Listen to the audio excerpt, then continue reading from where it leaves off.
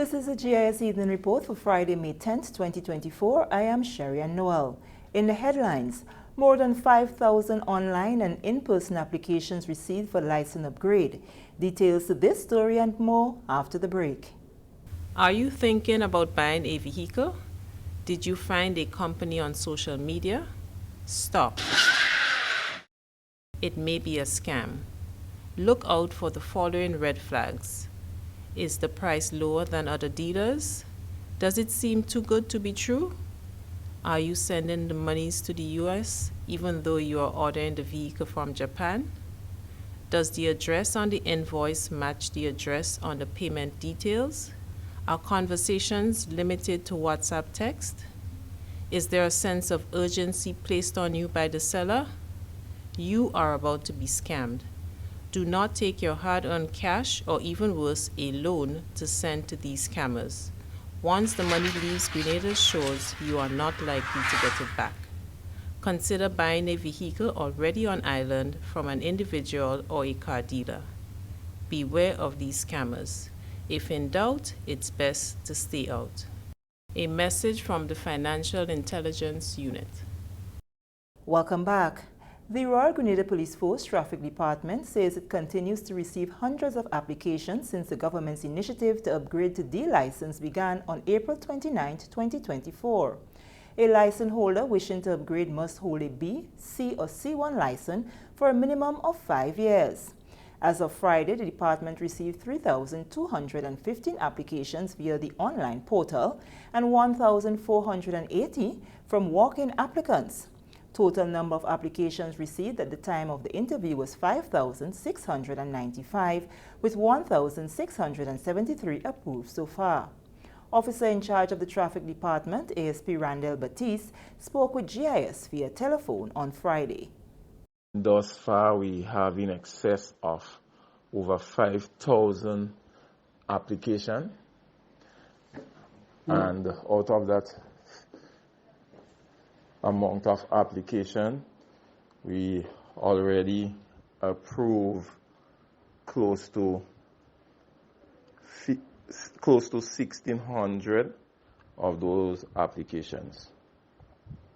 However, based on our observation, we just want to remind persons that the online process is an authentic process, it's an efficient process.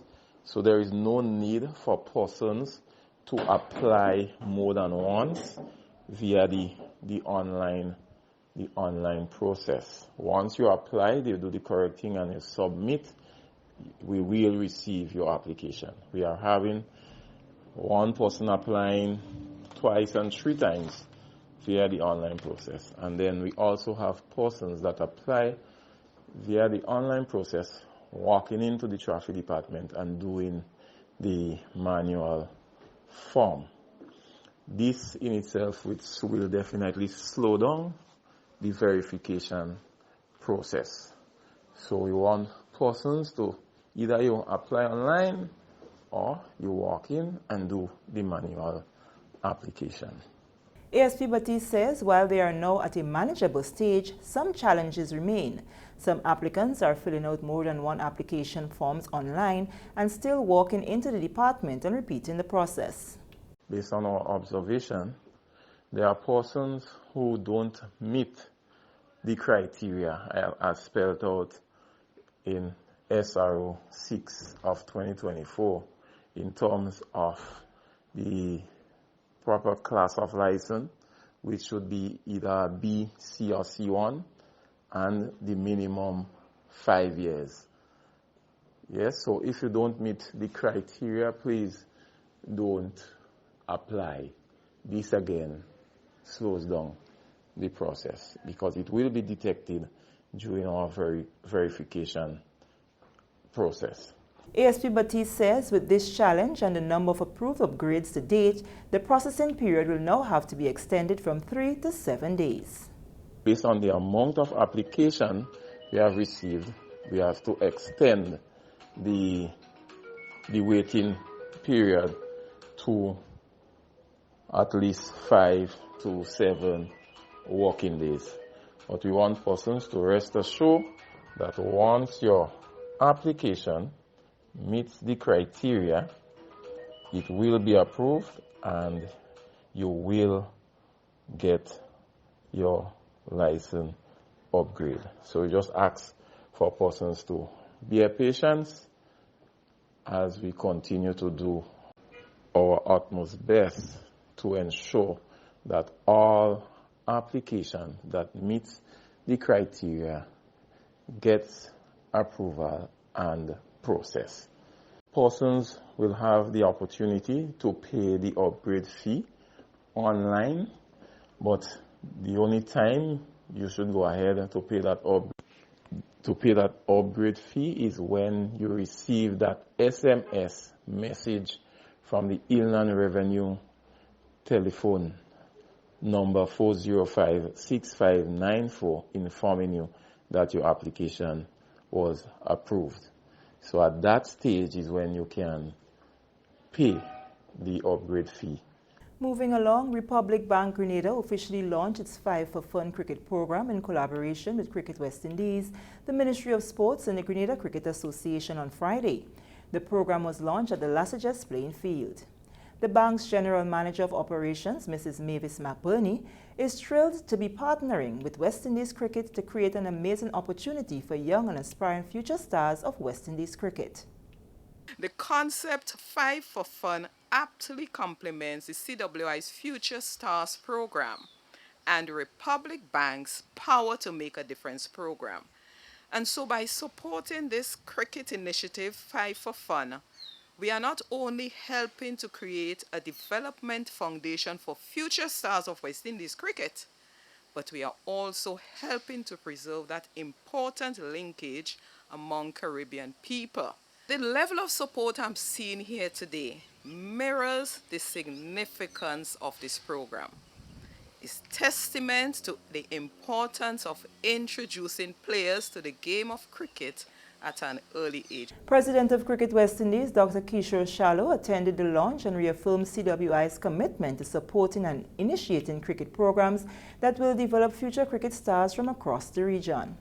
We believe that this program that we currently have and that is being implemented is certainly conducive to us producing those cricketers that will help West Indies to realize more success over a long-term period. In a time where there's certainly an elevated level of confidence in cricket in the region, there's a bit of momentum. You know, West Indies has been doing fairly well over the last year, particularly in T20 cricket.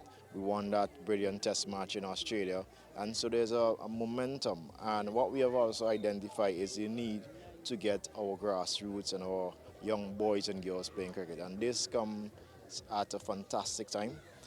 We're certainly quite appreciative of Republic Bank for this investment, and similar to how other programs have been beneficial producing international cricketers in the past, I have absolutely no doubt that we're going to see more Junior Murrays and Devon Smith and so on coming out of Grenada as a result of this 5 for Fun program. Prime Minister Honorable Deacon Mitchell endorsed the program and acknowledged the important role that the private sector can play in the developmental process of our youth, and commended both the Republic Bank and CWI for creating the opportunity for the young boys and girls to learn the game of cricket at an early age. I really want to acknowledge, endorse and praise Republic Bank for this initiative. If we do not have private sector investment in cricket, there will be no cricket. If we do not have private sector investment in cricket, there will be no cricket. Because cricket is not recreation. Cricket is a business. It's a career. And like all businesses, like all careers, we need the private sector to be more involved, to support, to finance, to help grow and to help manage our cricket. And so, Republic Bank, hats off to you. Congratulations on this fantastic initiative. And maybe this is the difference between me and the Minister for Education. He grew up on classic cricket, test cricket, and one-day cricket. But the reality, like all sports, cricket has changed dramatically. So it's 10 for 10, it's 5 for fun, it's fast, it's exciting, it's colorful, and importantly, it involves both boys and girls. And so it's a much more dynamic sport, and it accounts for its growth, right? It is the 2020 cricket that has exploded internationally, that has been played in Canada, in America, in India, in Afghanistan, Pakistan, and all of the traditional cricket playing countries. But the reality is there are more opportunities in cricket now than there ever was when the West Indies cricket team was dominating cricket. That's the truth. Education Minister Senator David Andrew also applauded the initiative, expounding on all the importance that sports play in the overall development of children. Programs like these ensure that you remain healthy, that you develop healthy attitudes and lifestyles. And so it has physical benefits, it has holistic benefits. The life skills that you can learn from sporting activities like these, they're unquestionable. I mean, people can come to the classroom and teach you conflict resolution, but on the field of play, you have to negotiate that every day. Once you're in sports, you have to negotiate that because you might get a tough decision, a tough call by the umpire. Somebody gives you a rough play. Somebody says it was 6 runs when it probably dropped inside the boundary. You have to negotiate those things and maintain form, maintain composure, not let somebody get into your head. And all of these things are skills that you need to develop if you are going to become sound citizens. Clyde John, representative of the Grenada Cricket Association, explained how the 5 for Fun cricket program will run. So it's going to feature 5 students at a time, right? The key here is fun. Whatever we're talking about, we want it to be fun, we want it to be engaging, and so we expect that these kids, they are going to love the game of cricket. That is where their passion for the game will be developed. They would learn the basics, bowling, batting, maybe even a little bit of, cricket sense, as we would put it. Those of us who are coaches may understand, where they can develop the different needs. Where should we put this fielder based on how this batter is batting? How should we? So they're going to learn a lot in terms of the development of the game. The young cricketers will be trained and will compete in a round-robin knockout in June. The winner from each zone will participate in the final on July 3rd. We take a break. More news when we return. Get ready to witness the ultimate showdown of athleticism and adrenaline. The Whitsuntide Games are back, and they're bigger and better than ever before. Join us on Saturday, May 18th at the electrifying Karani James Athletic Stadium. The action kicks off bright and early with the morning session starting at 9 a.m. sharp. Watch the best local and regional athletes go head-to-head in a battle for glory and supremacy. But wait, the excitement doesn't stop there. As the sun sets, the evening session ignites at 4 p.m. promising even more heart-pounding action and jaw-dropping performances. Secure your spot now. Finish line A, lower and upper, $30. Finish line B, lower and upper, $25. General admission, main stand, $20. Get them now at gotofed.com. Mark your calendars and be there to cheer on your favorites as they strive for victory at the Whitsuntide Games 2024. Combating the illegal drug trade in Grenada is one Inspector Ali Forsyth, officer attached to the drug squad unit of the RGPF, says his team is diligently working on. With the trade, he says, comes many challenges, including the misuse of controlled drugs that eventually leads to addiction and a life of crime. So people become prone to it, they get a need for it, they just have to continue using it and using it and using it. So the addiction, and then the addiction now creates some side effects which can affect one's health, be it in the short term or be it in the long term. And those drugs also affect the mental capacity of someone. So people may hallucinate, right? It might affect your behavior. There are some drugs now with the new trends that create a euphoric feeling, party drugs. So people want to go in dance hall and so on and use these drugs on them to give them that vibe. Added to that is the whole issue of crime.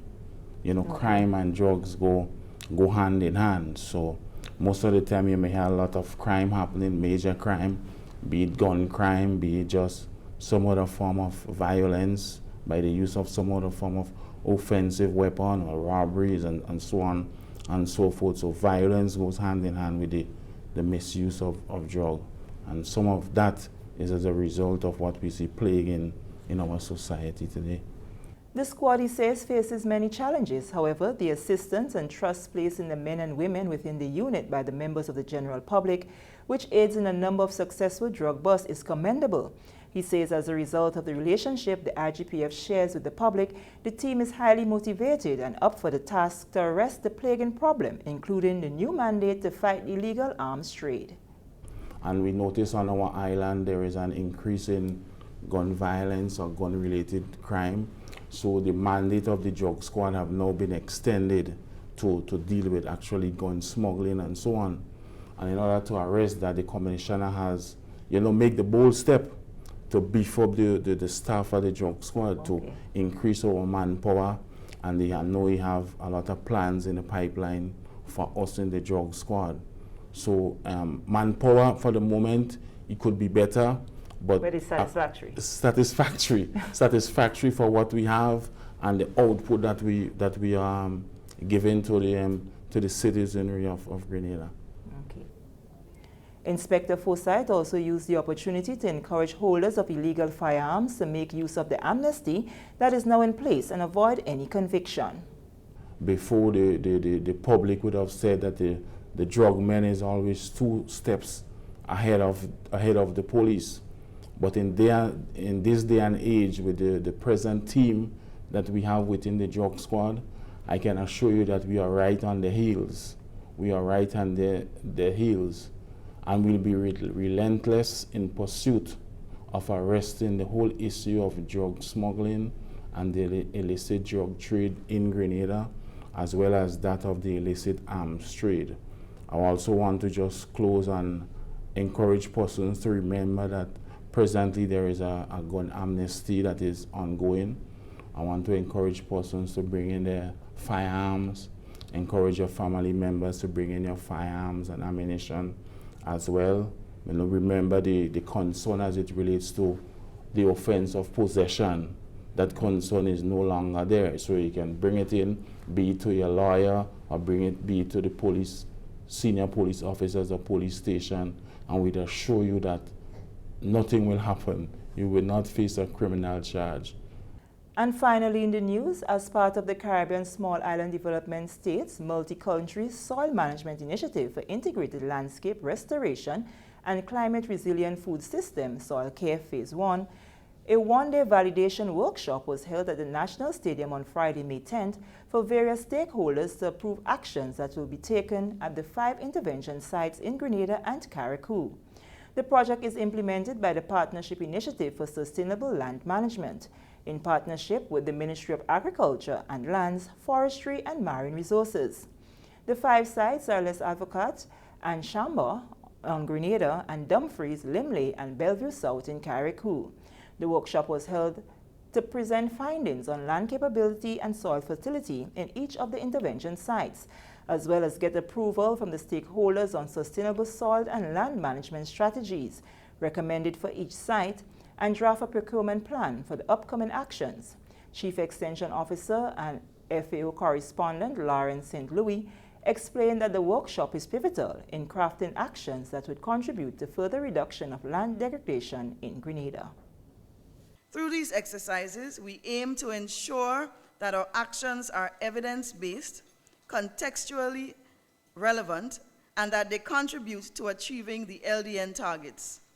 Each site represents a beacon of hope and a testament to the transformative power of collaborative action and sustainable land management practices. I commend the dedication and collaboration of all stakeholders involved in choosing these intervention sites. Your expertise, dedication, insights, and commitment are invaluable as we navigate the complexities of land degradation and strive for sustainable solutions. Project Manager for the PIS-LM and CSIDS project, Trevor Thompson, said that the Partnership Initiative for Sustainable Land Management will continue to work with the Caribbean states, including Grenada. Grenada has 5 sites, 2 on Grenada, Chambord and Les Avocats. And as many of you are realizing, Les Avocats was identified because of the issue of water. And we all know what's happening with Grenada right now, that there is serious depletion of the water resources, and we are under legal mandate to manage our water in our homes, how we use it. Hoses are banned no watering of gardens, no washing of yards, no washing of vehicles with hoses, etc.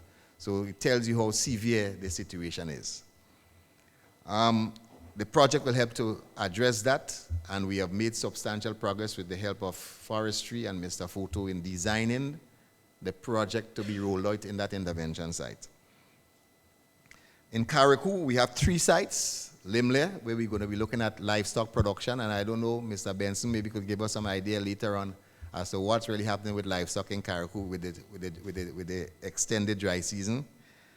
Dumfries and Bellevue South.